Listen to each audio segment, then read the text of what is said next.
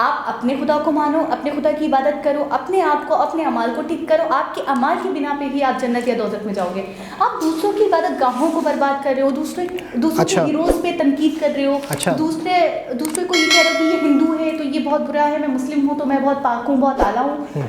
ये तो आप तो बहुत बदतर हो गए। अस्सलाम वालेकुम, नमस्ते, सत श्री अकाल। कैसे हैं आप लोग? उम्मीद करती हूँ ठीक होंगे, खुश होंगे। मैं हूँ अज़ीक अली और मेरे साथ है तारिक नियाज़ी। अस्सलाम वालेकुम, नमस्ते, सत श्री अकाल। उम्मीद करता हूँ ठीक होंगे, खुश होंगे। दोस्तों, जहाँ रहें खुश रहें, माँ बाप का ख्याल करें, क्योंकि माँ बाप हैं तो सब कुछ है। आज की हमारी वीडियो है भगत सिंह पर। सो स्टार्ट करते हैं अपनी वीडियो को। Let's start. ओके गाइस, तो वीडियो का टाइटल है 23 मार्च Pakistan forgot Bhagat Singh. So start करते हैं। आज 23 मार्च है और 23 मार्च 1931 की तारीख, जब भगत सिंह नामी एक शख्स लाहौर के शादमान चौक की जेल में बैठा अपनी फांसी का इंतज़ार खुशी से कर रहा था और उसे कोई खौफ नहीं था। जेलर ने कहा कि मैंने ऐसे फांसी लगते हुए किसी को देखा ही नहीं आज तक, क्योंकि वो किताब पढ़ रहा था रेमिनिसेंस ऑफ लेनिन के नाम से, क्योंकि वो सोशलिस्ट था। और उसके साथी भी उसके साथ सूली पे चढ़ गए और उन्हें कोई पछतावा कुछ भी नहीं था। उसने ये भी कहा कि मैं किसी सवाब, किसी जन्नत के लिए, दोबारा पैदा होने के लिए, नया जन्म लेने के लिए नहीं मर रहा, क्योंकि इसमें मेरा कोई ज़ाती फ़ायदा नहीं है। मैं मर रहा हूँ इनकलाब के लिए। वो किस जुर्म में वहाँ आया था? इस जुर्म में आया था कि उसने अंग्रेज़ अफ़सर को कत्ल किया था। क्यों कत्ल किया था? क्योंकि उस अंग्रेज़ अफ़सर ने लाला लाजपत राय, जो कि एक नेशनलिस्ट लीडर थे, उनको लाहौर रेलवे स्टेशन के बाहर एहतजाज के दौरान लाठी चार्ज से मार दिया था। तो जॉन सॉन्डर्स का कत्ल किया फिर इन लोगों ने, और उसके बाद में दिल्ली की असम्बली के अंदर इन्होंने बम फेंके, जो सिंबॉलिक था किसी हद तक। किसी को मारना मकसूद नहीं था, मकसूद ये था कि असम्बली के अंदर नारे लगे इनकलाब जिंदाबाद। और आज तक हम सरफरोशी की तमन्ना से जब बात शुरू करते हैं तो ख़्याल आता है भगत सिंह का। भगत सिंह एक ऐसा इंसान था जिसको किताबों से इतनी मोहब्बत थी कि लोग कहते हैं कि वो एक साल में 200 से 300 किताबें पढ़ लिया करता था। एक इंटेलेक्चुअल भी था और एक रेवोल्यूशनरी तो था ही, और साथ ही साथ उसने इस मुआशरे की, बर्रे सगीर के अंदर, हिंदुस्तान के अंदर जो रवायात थी उसको अपने जहन से उठाकर बाहर फेंक दिया, अपने लिए ख़ुद सोचना शुरू किया, जो कि एक असल रेवोल्यूशनरी की सबसे बड़ी खूबी होती है। और उसको कोमेमोरेट किया जाता है पूरी दुनिया के अंदर। बर्रे सगीर के अंदर वो एक रेजिस्टेंस का सिंबल बना, राइटिस्ट के लिए भी, नेशनलिस्ट के लिए भी, सोशलिस्ट के लिए भी, कम्युनिस्ट के लिए भी, सब के लिए। लेकिन मैं बात करूंगा अपने मुल्क की, क्योंकि उसके अलावा बहुत बात हो चुकी है। 23 मार्च को अगर हम देखें तो करारदाद पाकिस्तान भी मंजूर हुई थी, जिसकी असल तारीख 24 मार्च है, लेकिन उस पर मैं बात नहीं कर रहा, क्योंकि उस पर बहुत लोग बात करते हैं, बचपन से हम सब सुनते आ रहे हैं। और मेरे ब्लॉग बनाने का मकसद ही ये है कि उन इशूज़ पर बात करूं जिस पे बात नहीं हो रही। तो इस तरह से 23 मार्च को भगत सिंह को फांसी के फंदे पर लटका दिया जाता है। और आज के पाकिस्तान में शायद ही किसी बच्चे को भगत सिंह का नाम मालूम हो।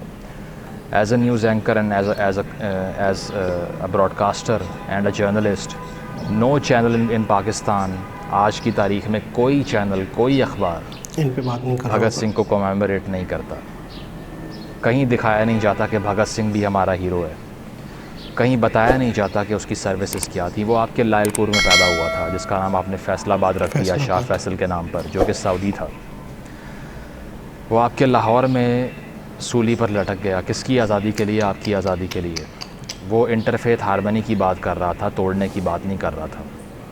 और आपकी इतला के लिए, जो इंडियंस देख रहे हैं या जो पाकिस्तानी हैं, उनके लिए बताना चाहूँगा कि जो शादमान चौक है, बहुत अरसे से एक यहाँ पर बैटल चल रही है, लीगल बैटल भी, और दरख्वास्तें हाई कोर्ट में पड़ी हुई हैं कि उसका नाम बदल कर भगत सिंह चौक रखा जाए, उस जगह का जहाँ पर उसको लटकाया गया था, कैपिटल पनिशमेंट मिली थी। लेकिन पास ही एक मस्जिद मौजूद है जहाँ पर लोग आके इकट्ठे हो जाते हैं और वो कहते हैं ख़बरदार ऐसा नहीं होने देंगे, भगत सिंह का नाम यहाँ पर नहीं आएगा। वो एक हिंदू था, आप हबीब जालिब के नाम पर रख लें इस चौक का नाम, जिसके मर्ज़ी नाम पर रख लें, लेकिन एक हिंदू का नाम जो है ना, वो हम एक्सेप्ट नहीं करेंगे कि हमारी सरज़मीन पे वो लिया जाए किसी चौक के नाम से। उनको इतना भी नहीं मालूम कि वो हिंदुज़म पे या सिखिज़म पे बिलीव ही नहीं करता था। He was an atheist. जो गॉडलेस इंसान था, जिसने कहा था कि मेरा मकसद रेवोल्यूशन है बस और कुछ भी नहीं। लेकिन यहाँ पर प्रेजुडिस इतनी है, नफ़रत इतनी है कि आप यहाँ पर जो लोगों के गले काटते हैं उनके नामों पर गली मोहल्ले रख देते हैं, उनके नाम पर चौक रख देते हैं, उनके नाम पर सड़कें रख देते हैं, लेकिन एक रेवोल्यूशनरी जिसने आपकी आज़ादी के लिए जान दी उसके बारे में बात करने को तैयार नहीं, उसके बारे में आपकी तमाम किताबों के अंदर ज़िक्र तक मौजूद नहीं है। और आपकी किसी टेक्स्ट बुक के अंदर, कॉलेज के अंदर, हिस्ट्री की क्लास के अंदर आपको भगत सिंह का नाम सुनने को नहीं मिलेगा। अगर मिलेगा भी तो उसमें कोई डिटेल या कोई ऑब्जेक्टिव एनालिसिस नहीं होगा। उसकी वजह क्या है? उसकी वजह यह है कि आपने अपनी आइडेंटिटी को फॉर्ज किया है, आपने अरबाइजेशन की है, आपने इन्वेडर्स के नामों को कबूल कर लिया है, लेकिन जो सन ऑफ द सॉइल थे, जो यहाँ पैदा हुए, यहाँ ज़िंदगी गुजारी, यहाँ के लिए लड़े, लोगों की आज़ादी के लिए जद्दोजहद की और यहीं पे फांसियाँ लग गए, अंग्रेज़ की हुकूमत को एक्सेप्ट नहीं किया, अंग्रेज़ के तलवे नहीं चाटे, अंग्रेज़ के बूट शाइन नहीं किए और आज़ादी के नाम पर, रेवोल्यूशन के नाम पर अपने गर्दनें कटवा लीं, गले कटवा लिए। और हज़ारों भगत सिंह थे जिनके नाम हमें मालूम भी नहीं है। ये तो मशहूर हो गए इसलिए हमें पता चल गया, उनके नाम को कोई नहीं जानता। यहाँ पे पाकिस्तान की रियासत के अंदर इस वक्त सिर्फ़ वो हीरोज़ हैं जिन्होंने बाहर से आकर यहाँ लूट मार की और यहाँ पर यूनिवर्सिटियों को आगे लगाई, उन्होंने मंदिर तोड़ दिए, उन्होंने अपनी मर्ज़ी का यहाँ पर लॉ एंड ऑर्डर इन्फोर्स कर दिया और महकूम बन गए, जिनकी ज़बान भी हिंदुस्तानी नहीं थी, उनको हमने सीने से लगा लिया और जो सन ऑफ द सॉइल थे उनको हमने उठा के बाहर फेंक दिया। कितने बच्चे होंगे पाकिस्तान में आज जो वाकिफ़ होंगे भगत सिंह की लेगेसी या तारीख़ से? हमारे यहाँ पे अनफॉर्चुनेटली जो हीरोज़ हैं सारे, जिनको सेलिब्रेट करते हैं हम लोग वो थे जिन्होंने एक कोड़ा नहीं खाया, जिनको एक खरोश, एक खराश जो भी है, जिनको एक दिन की जेल नहीं भुगतना पड़ी अंग्रेज़ के ख़िलाफ़, जिन्होंने कोई स्ट्रगल नहीं की, जिन्होंने आवाज़ ही बुलंद नहीं की, जो हमेशा से ब्रिटिश विंग के साथ रहे, जिन्होंने सर के ख़िताब लिए, उनसे नाइटहुड लिया, जिन्होंने उनकी शान में कसीदे पढ़े और जिन्होंने उनकी नौकरियां कबूल की, वो सब हमारे आज हीरोज़ बन गए हैं। हम इन्वेडर्स को सलाम करते हैं, हम अंग्रेज़ के एलाइज़ को सलाम करते हैं, लेकिन जिनके अंदर ख़ुददारी, जिनके अंदर गैरत थी और जिन्होंने इस चीज़ को कबूल नहीं किया कि बाहर से साम्राज्य क़ुव्वत यहाँ आकर क्यों रूल करे, क्यों मेरे और आपका रिसोर्सेज यहाँ से चुरा कर बाहर ले जाए, किसकी परमिशन से, किस जस्टिफिकेशन से, किस कानून से, जिन्होंने इसको कबूल नहीं किया और जिन्होंने गैरत खाई और जिन्होंने अपनी गर्दनें कटवा ली, लेकिन ग़ुलामी की जो जंजीरें हैं उसको तोड़ा, उसको एक्सेप्ट नहीं किया, वो सारे विलन हैं हमारे, वो हमारे दुश्मन हैं। आज हम उनको फेथ की बेस पे जज करते हैं। आज हमारे जो हीरोज़ हैं वो सारे वो हैं जो बाहर से आ गए, जिनके लिए हमने कहानियाँ बना ली कि भाई ये फ़र्स्ट पाकिस्तानी थे। उसकी वजह यह है कि ज़ियाउल हक़ ने यहाँ पर ब्रेन वॉश किया पूरी आवाम को, और इतना ब्रेन वॉश किया कि अब वो ऐसे किसी नैरेटिव को सुनने को तैयार ही नहीं है जो कि एक इन्वेडर आइडियोलॉजी से एग्री नहीं करता। तो आज के दिन का पैगाम यही है कि अपने असल हीरोज़ को जब तक तलाश नहीं करेंगे और जितना मर्ज़ी झुटला लेंगे उसको, जितना मर्ज़ी झुटला लें, जितनी मर्ज़ी दफ़ा ये कह लें कि नहीं हम नहीं इनको मानते, ये हमारे लीडर नहीं है, ये हमारे हीरो नहीं है, आप तारीख़ को डैमेज नहीं कर सकते, वरना तारीख़ आपको डैमेज कर देगी। एंड सूनर और later you have to find out the true roots of this society, जिसकी बेस पर लोगों ने जाने देकर आज़ादी हासिल की यहाँ पर, और जिन लोगों को हम आज़ादी हमें बख्शने का क्रेडिट देते हैं वो लोग, उनकी स्ट्रगल क्या थी उसको आप कंपेयर कर लें इस चीज़ से, और फिर आपको मालूम हो जाएगा कि हम कहाँ पर खड़े हैं। तो भगत सिंह शहीद को आपकी रिकग्निशन की ज़रूरत नहीं है, ना उसको एक चौक का नाम रखने की ज़रूरत है, आपको ज़रूरत है उसकी आइडियोलॉजी की, उसकी इंटेलेक्चुअल लेगेसी की। क्योंकि अगर आपने स्ट्राइव करना है तो आपको ये कन्फ्यूजन दूर करनी पड़ेगी कि हम आए कहाँ से और हमने जाना कहाँ है।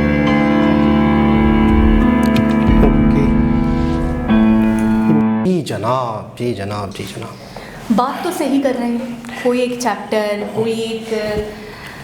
कोई भी चीज़, मैंने आज तक कोई न्यूज़पेपर हो गया, कोई हमारी टेक्स्ट बुक हो गई या कोई कोर्स आउटलाइन हो गया जिसके अंदर मैंने देखा हो कि अलग से हमें हीरोज़ के बारे में पढ़ाया जाता है, जैसे अल्लामा इकबाल हो गए, हमारे कायदे आज़म हमारे हीरो हो गए, सर सैयद अहमद ख़ान हमारे हीरो हो गए।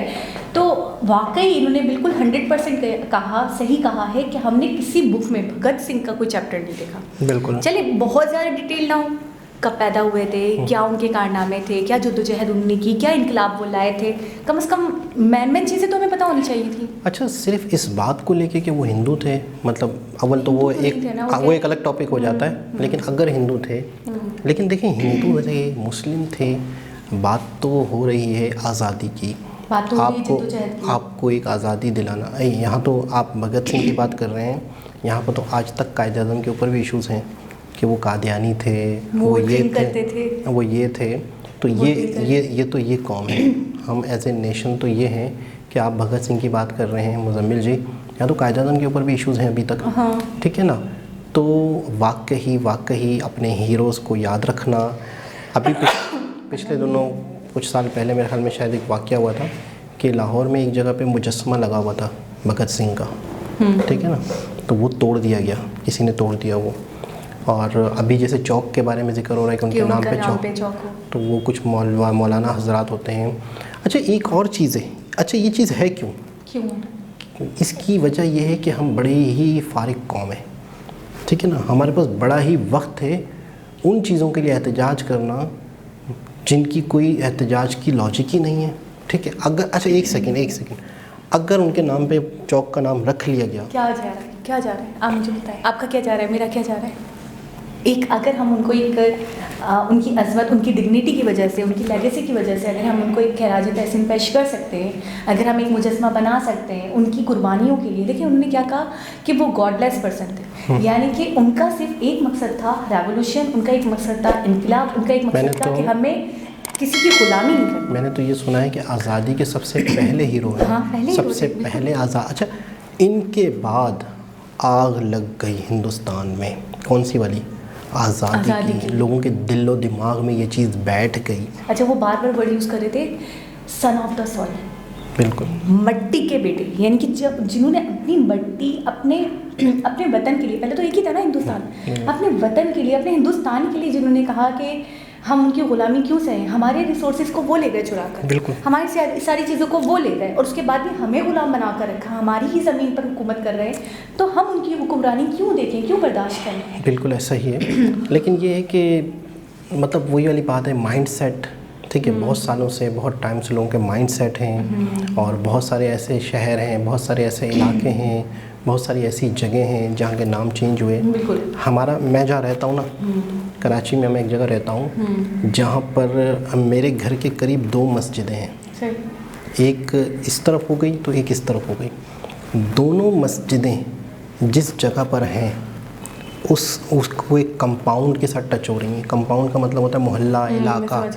तो उस मोहल्ले का, उस इलाके का नाम एक 4 दीवारी सी बनी हुई है, 4 दीवारी भी नहीं, एक गली इंटर हो रही है, तो उस गली के अंदर बहुत सारे घर हैं, तो वो गली दूसरी तरफ से निकल रही है, तो एक तरफ से 4 दीवारी समझेंगे, मंदिर कंपाउंड।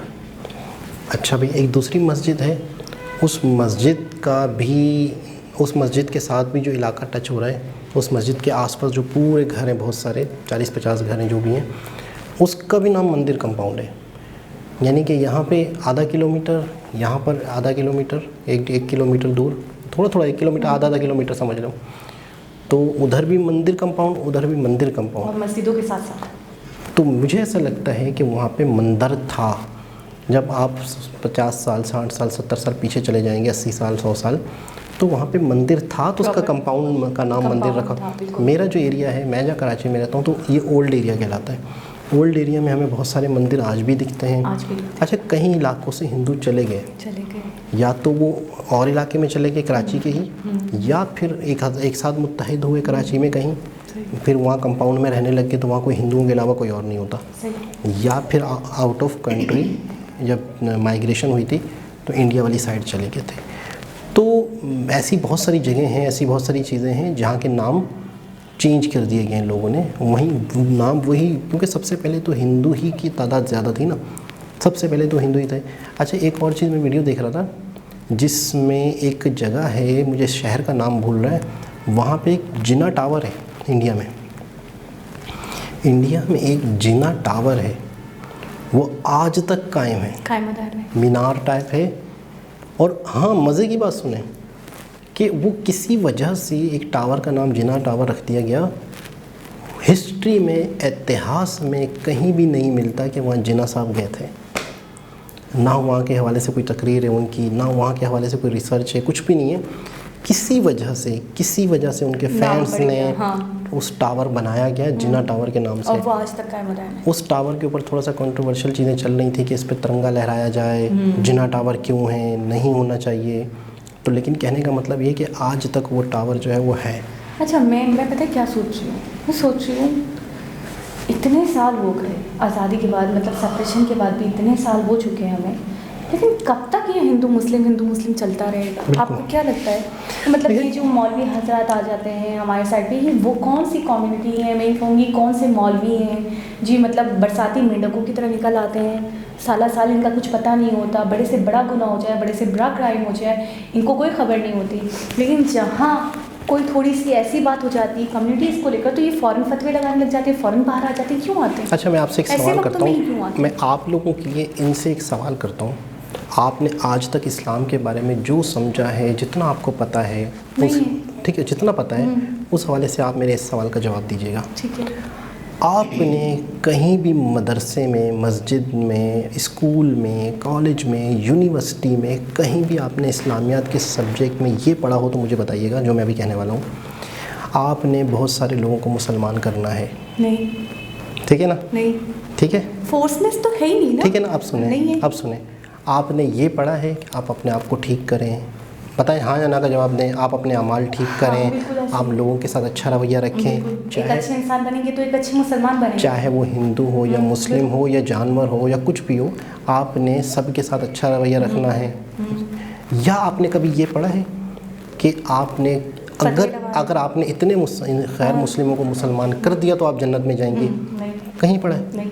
या तो आप उनकी इबादत गाहों के ऊपर फतवे लगाएं, उनको बर्बाद करें, उन्हें तबाह करें, आप वहाँ पे मस्जिदें बनवाएं, ऐसा कुछ मैंने कहीं नहीं पढ़ा। ठीक है। और हत्ता कि मैंने बुक के अंदर एक लाइन पढ़ी थी जिसमें था कि आप दूसरों के खुदाओं को, मतलब दूसरों के खुदाओं को बुरा भला ना कहो, क्योंकि वो भी पलटकर आपके खुदा को बुरा भला कहेंगे। इस हद तक मना किया गया है कि अगर मसले मसाइल होते तो वो तो बोलते हैं हम बात ही ना करो, वो कह रहे हैं हमें मना किया गया है अल्लाह पाक की तरफ से कि आप दूसरों के खुदाओं पे तनकीद ना करो, उनको क्रिटिसाइज ना करो, वो जो हैं जैसे हैं, जिस खुदा को मान रहे हैं, ठीक है, आप अपने खुदा को मानो, अपने खुदा की इबादत करो, अपने आप को, अपने अमाल को ठीक करो, आपके अमाल की बिना पे ही आप जन्नत या दोज़ख में जाओगे।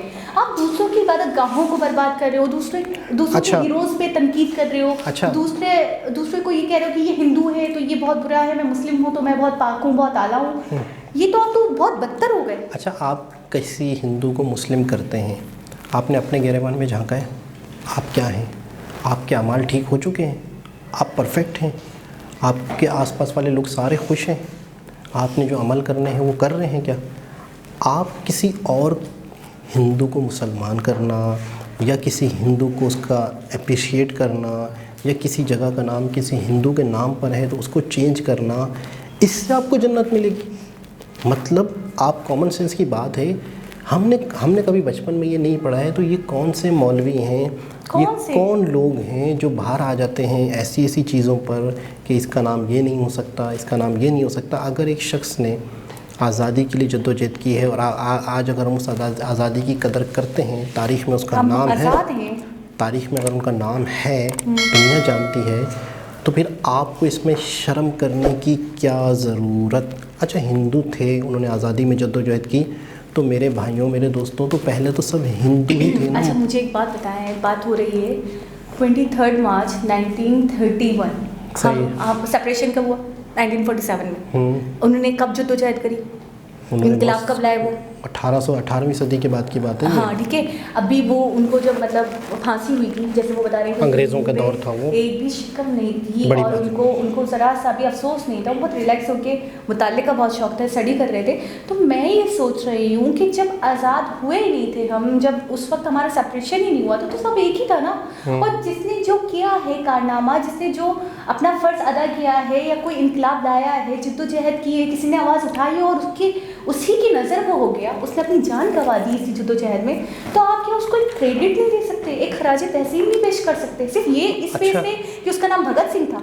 अच्छा, एक और चीज़ मेरे जहन में आ रही है, ये मैं अपनी तरफ से कह रहा हूँ, इसमें सच कितना है झूठ कितना है मैं नहीं कह सकता। जब करारदाद पाकिस्तान मंजूर हुई थी वो थी 24 मार्च, तो हम 23 मार्च को क्यों मनाते हैं? मुझे एक लॉजिक समझ में आ रही है। क्या? वही भगत सिंह वाली? मुझे ऐसा लग रहा है, ये मैं अपने पास से कह रहा हूँ, मुझे मैं कोई श्योर नहीं हूँ। तो इसको 23 मार्च में कन्वर्ट करने की, 23 मार्च को सेलिब्रेशन 23 मार्च की करने की क्या ज़रूरत थी करारदाद पाकिस्तान की, जो लाहौर में मीनार पाकिस्तान में 24 मार्च को हुई थी। 24 मार्च को अगर हुई थी तो वो 23 मार्च करने की ज़रूरत शायद किस वजह से पेश आई?